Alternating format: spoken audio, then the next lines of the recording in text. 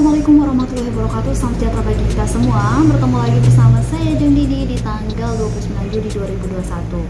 Seperti biasa, Jeng Didi menemani kalian untuk mengulas beberapa informasi maupun berita yang terjadi di koran harian rakyat Benteng. Nah, ada apa ya di Benteng hari ini? Tapi seperti biasa, jangan lupa untuk like, share ke semua media sosial yang kalian punya dan aktifkan notifikasinya agar setiap video yang kami upload kalian orang pertama yang menonton.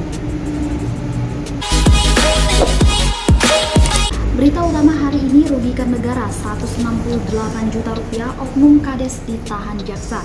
Dari Karangtinggi setelah sempat mangkir pada 2 kali panggilan, akhirnya oknum kades di Kecamatan Tapa Penanjung inisial DO memenuhi panggilan ketiga dari Kejaksaan Negeri Kabupaten Bengkulu Tengah. Kemarin, DO yang mengenakan rompi tahanan langsung ditahan dan dibawa ke Rutan Arga Makmur. DO diduga melakukan korupsi dana desa tahun 2019. Kejari Benteng Dr. Lampo Marisi Jakobo Sidabutar SHMH melalui PLH Kasipitsus Dodiansyah Putra SH mengatakan kedatangan DO ini didampingi penasihat hukumnya memenuhi panggilan untuk mengikuti prosesi serah terima tahap 2 dari penyidik kepada penuntut umum. Sebelum ditahan, DO terlebih dahulu dibawa ke RSUD Benteng untuk diambil swab PCR. Sementara Kejari Benteng Dr. Lambo Marsi Jakobo Sidabutar SHMH menjelaskan jika penahanan akan dilakukan dalam tempo 20 hari ke depan. Adapun berdasarkan hasil audit dari tim, kerugian negara yang ditemukan dalam pembangunan pengerasan jalan usaha tani mencapai 168 juta rupiah. Lambo menuturkan atas kasus ini pasal yang disangkakan yakni primer, pasal 2 ayat 1 JO, Pasal 18 ayat 1, 2, 3 Undang-Undang Nomor 31 Tahun 1999 sebagaimana telah diubah ke Undang-Undang Nomor 20 Tahun 2021.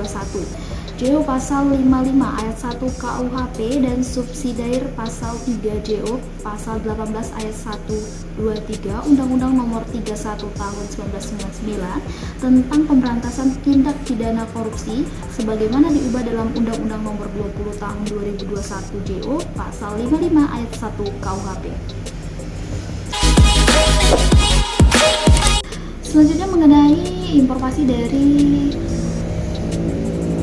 CPNS dan PPPK, 3 formasi terfavorit di Bengkulu Tengah. Dari Karangtinggi, jumlah pendaftar online seleksi calon pegawai negeri sipil atau CPNS dan pegawai pemerintah dengan perjanjian kerja P3K di Kabupaten Bengkulu Tengah mencapai 3.865 orang. Dari jumlah tersebut terdapat 3 formasi yang menjadi pilihan favorit calon peserta atau yang paling banyak diminati. Nah, diantaranya formasi penata laporan keuangan sebanyak 420 orang untuk 9 kuota penerimaan. Nah, pengelolaan pengadaan barang dan jasa sebanyak 286 orang untuk 5 kuota penerimaan dan administrator database kependudukan 254 orang untuk 2 kuota penerimaan. Kepala Badan Kepegawaian dan Pengembangan Sumber Daya Manusia BKPSDM Benteng Apiles Lipi Eskom MSI mengatakan jika untuk formasi penata laporan keuangan, penempatan tugas di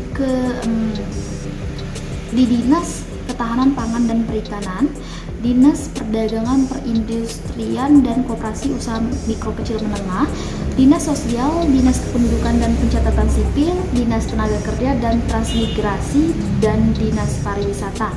Sementara formasi pengelola pengadaan barang dan jasa untuk penempatan pada asisten perekonomian, pembangunan pada sekretariat daerah, terakhir formasi administrator database kependudukan untuk penempatan pada Dinas Dukcapil.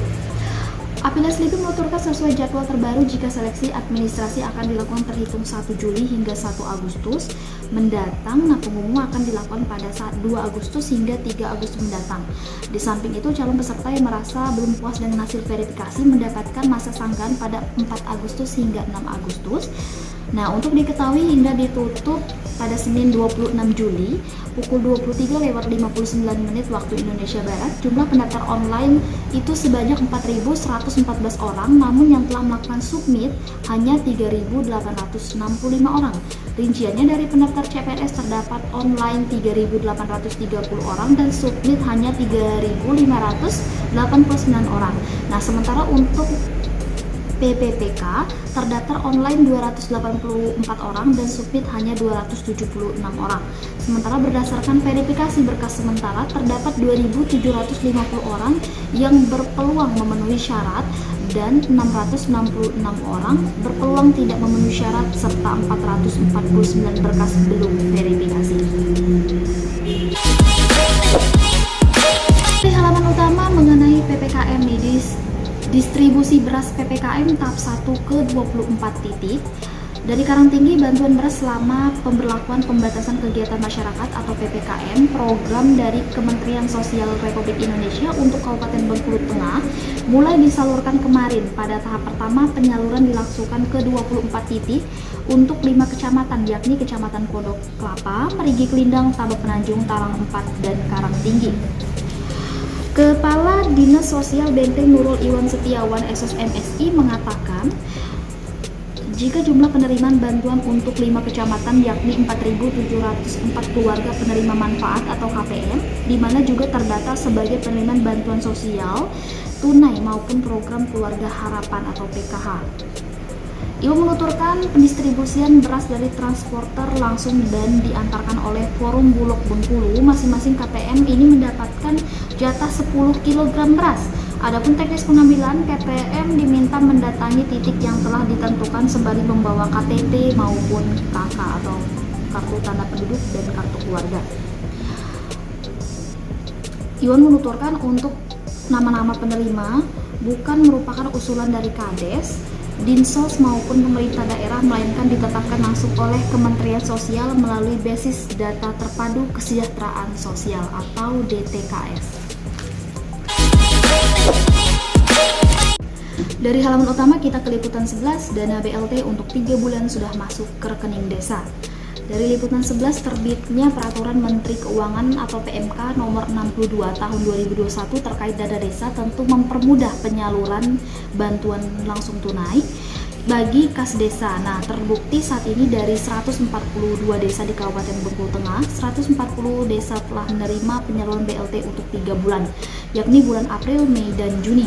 Kabid Pemberdayaan Pemerintah Desa Dinas Pemberdayaan Masyarakat Desa Benteng Neni Zerniawati SHMH mengatakan dana BLT telah masuk ke dalam rekening kas desa, terkecuali bagi Desa Rinduhati Kecamatan Taba Penanjung memasuki pencairan BLT-DD bulan keempat, sedangkan Desa Temiang Kecamatan Pagerjati belum pernah melakukan pencairan BLT-DD dikarenakan belum merampungkan APBD tahun 2021. Ini mengatakan adanya kemudahan yang diberikan oleh pemerintah pusat merupakan langkah yang tepat di mana khusus untuk Benteng saat ini BLT baru disalurkan hingga bulan ketiga. Ini menambahkan meskipun penerimaan BLT ditransfer 3 bulan, namun untuk melakukan pencairan bulan berikutnya yakni bulan 7 hingga bulan ke-12 tetap melaksanakan rekonsiliasi anggaran. Sementara itu, Kades Renah Jaya Pinalti mengaku jika penyaluran BLT selama 3 bulan yang dilaksanakan tersebut akan sangat membantu masyarakat.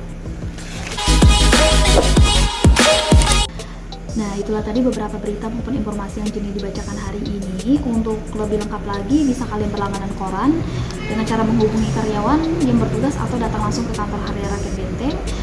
Bisa juga menghubungi via email kami. Jangan lupa juga follow semua media sosial kami dari Facebook maupun Twitter dan Instagram. Yang belum subscribe channel ini silahkan subscribe dulu agar setiap video yang kami upload kalian orang pertama yang menontonnya. Jangan lupa juga aktifkan notifikasinya. Saya Jenny dan kru yang bertugas mengucapkan terima kasih dan wassalamualaikum warahmatullahi wabarakatuh. Tetap menjalankan protokol kesehatan dan PPKM.